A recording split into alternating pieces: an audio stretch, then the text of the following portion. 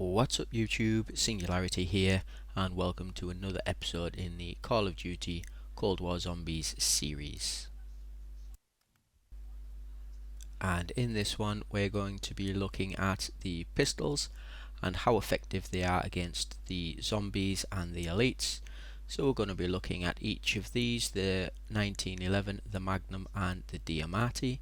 We're going to look at them as single weapons and as dual wield, and just going to see the damage against zombie trains, against the megatons, and we're going to be using Ring of Fire as well, just to give a comparison of what sort of damage they're able to do.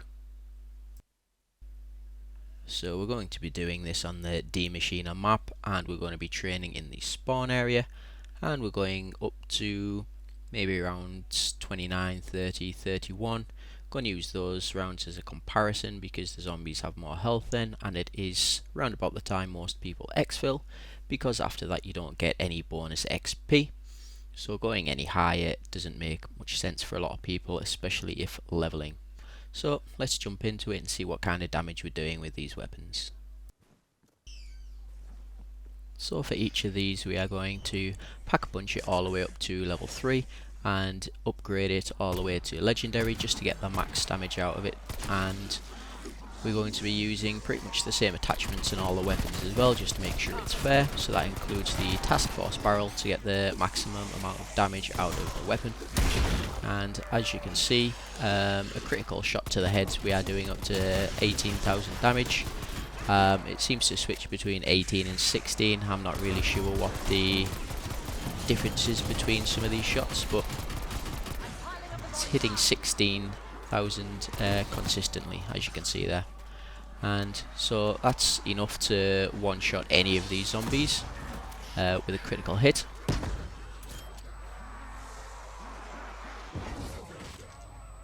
Now we are using Deadshot Daiquiri as well, so a headshot on a zombie that is full health does do double damage.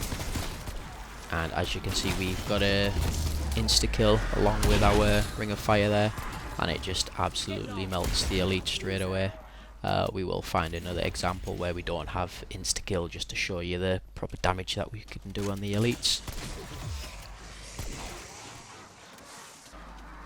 So we're going to jump forward to level 34, and we have put the electric damage onto the weapon. One of my favourites, just because the amount of tick damage you can actually do to the zombies. You can see there 4,378 per tick. It will get you kills, especially when you're not one-shotting zombies anymore. It's a great little add-on. And so, got to take on the elite. You can see there we're doing little bits of damage but nothing too great, and unfortunately we did actually pick up an insta-kill on this one as well. So we're not going to get any footage of us killing the elites without the insta-kill on this one, unfortunately. But just watch this damage. 308,000 per hit. Pretty epic for a pistol. So anyway, we'll jump into the dual wield version and see how that fares up. So here we are, round 31. We have the dual wield 1911s, and in terms of damage it does exactly the same. The only difference is you now have two of them, and that just means you can't ADS. So in terms of attachments, you want to try and increase that hipfire accuracy as much as possible, get that Deadshot Daiquiri to increase it even further, and you can see our crosshairs on screen are quite small, so we are quite easily able to hit those critical shots and do lots of damage towards zombie trains. And we got really unlucky with the megaton spawn there. Spawned behind us, punched us into the horde of zombies and trapped us against that barrier there. That happens sometimes in this game and you just can't avoid it. So we've lost Deadshot, but we'll go ahead and see what sort of damage we're able to do to that megaton, because that Deadshot only does affect the first hit that we do on that elite. So we've cleared up the hordes of zombies, and we can just spray down that elite there. That megaton went down pretty quickly. He did have some health off him, but we sprayed him down in no time. You could see we were doing quite a lot of damage to him.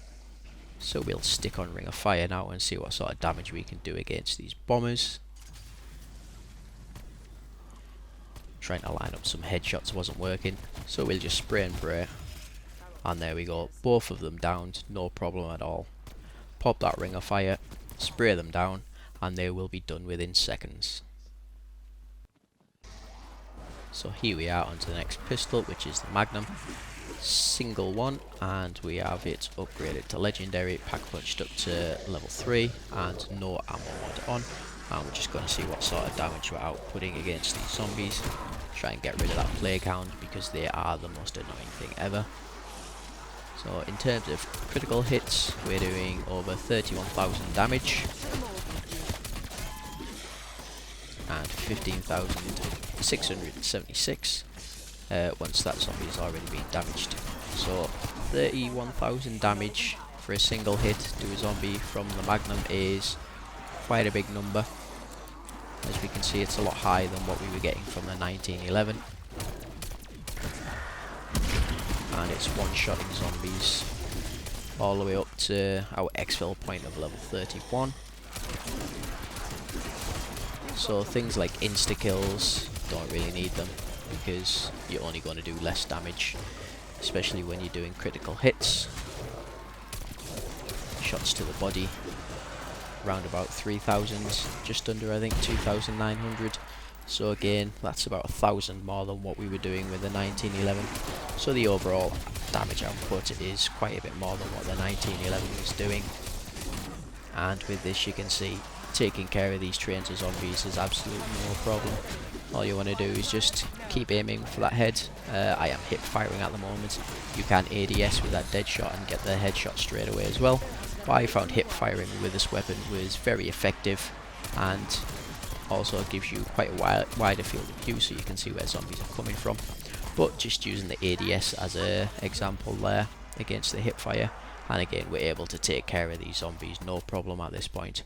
So we'll fast forward and see what sort of damage we're doing against the elite.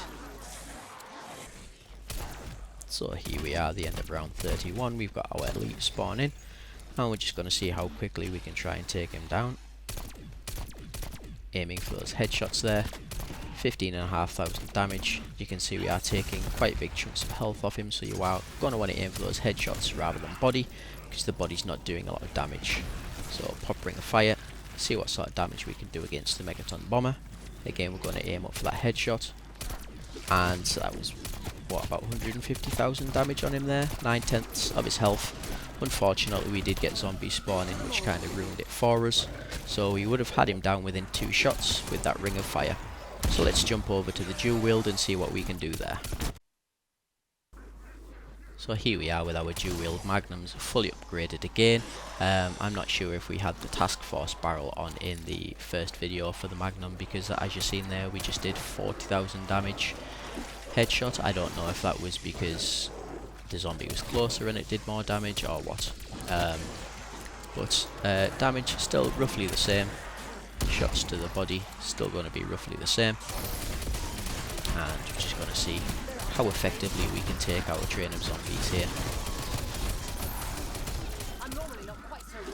And as you saw, we pretty much melted that entire horde, no problem with the dual wield magnums there. Hitting those critical hits, we are one-shotting zombies again, no problem. Only difference is we now have 2 magnums, so that fire rate is a lot quicker and we can take out a lot more zombies a lot quicker. And even getting trapped against a barrier there, we just blast our way out, no problem. I know sometimes when you do get stuck, it is hard to get out because you cannot kill the zombies quick enough, but with the magnums that was absolutely no problem. So these guns are just absolutely tearing through these hordes of zombies, and we're going to fast forward, see what sort of damage we can do against those elites. So here we are at round 32, and we're going to see how quickly we can take down this elite. 3,000 damage to the body. We are missing a lot of critical shots there, which are 18,500. And once we start hitting those, his health drops rapidly. So we're going to pop ring of fire, see how quickly we can take out these 2 bombers. 180,000 and 200,000 damage critical hit to that second one. They got absolutely melted. They didn't stand a chance against the magnums. So very good weapon, very effective in terms of ammo. You get a lot, and being able to one-shot every zombie means that ammo does stretch quite a long way. And with the dual wield, and that ability to fire more rapidly. Very effective at clearing the hordes of zombies. So we're going to look at the last pistol now, the Diamattis, and see how they compare to. So here we are, round 35. Again, fully upgraded to legendary, pack punched all the way up to level 3 with electric damage. And in terms of damage for this pistol, we are talking about 4,500 for headshots, double that up to 9,000 just under, with Deadshot Daggery getting that double damage to a full health zombie. And as you can see, it certainly has no problem taking care of the hordes there. Shots to the body aren't very effective, they only do about 1100, which isn't a lot at all, especially at the higher rounds. So that's why we have the electric damage, because it does 4 times as much damage as an actual shot to the body does.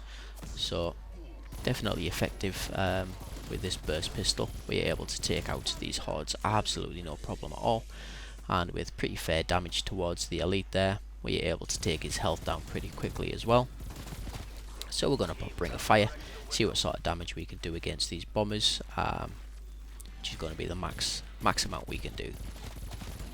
As you can see, burst damage there, takes them out pretty quickly, nowhere near as quick as the Magnums did, just because the firepower that they have is absolutely superior, but still no problem taking out those elites, and a fair weapon to be fair. We'll see how the dual wield one handles against this.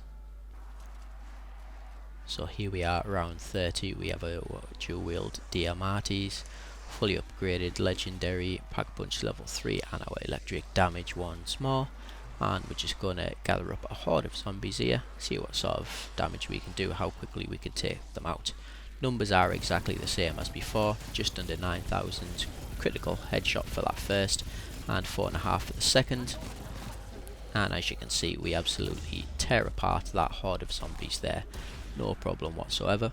And we're going to clean up the rest and see how quickly we can take down this elite, because that nuke, he has already lost half his health. But we can take him down very quickly with these dual wield pistols. As you can see, maybe a second and a half, 2 seconds to take away half of his health there, no problem whatsoever. So we've cleaned up the rest. Let's see what sort of damage we can do to these bombers with our Ring of Fire. Missed a couple of shots, but we tore both of those down no problem, especially that second one. You could see how quickly we could take him out. So dual wield Diamattis, massive upgrade compared to the single one in terms of taking out the hordes and the elites. Definitely recommend.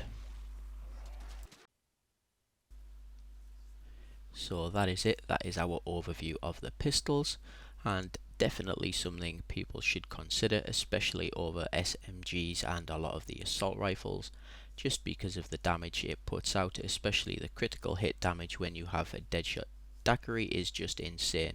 I think with those Magnums we were doing 40,000 critical hit damage to the zombies, which is crazy. That's going on to the Hauer 77 level type of damage. So when you have that type of damage on this weapon and you have 2 of them, you have better range and you have a better increased rate of fire, as well as better magazines and quicker reload. So this is definitely one you should consider. So let's take a look at the class setup and what attachments we are running on this weapon. For the muzzle, I would suggest the SOCOM Eliminator to get that 17% increase to the vertical recoil control. And if, like me, and you don't like listening to the guns a lot and they are getting a bit noisy, you can put the suppressor on there just to reduce that, and that would be the agency suppressor down at the bottom. For the barrel, there is only one choice here, and that is the 7.2 inch Task Force barrel. That gives us a 17% damage increase and 40% increase to our damage range. And I wouldn't suggest the Cavalry Lancer for the armor damage, because we certainly were not doing any sort of reduced damage to those armor zombies. We were taking them out pretty quickly. For the body, I've went with a 5mm laser over the Ember sighting point, just for that extra 10% to the hip fire accuracy. If you are someone who wants the salvage, go with that Ember sighting point instead. For the magazine, we have the Salvo 12 round fast mag, which gives us that increased magazine capacity, ammo capacity and reload quickness. And then finally we have the dual wield on the stock. And that is it, that is the weapon, and with that we were rocking the Ring of Fire upgrade to again increase that damage against those elites.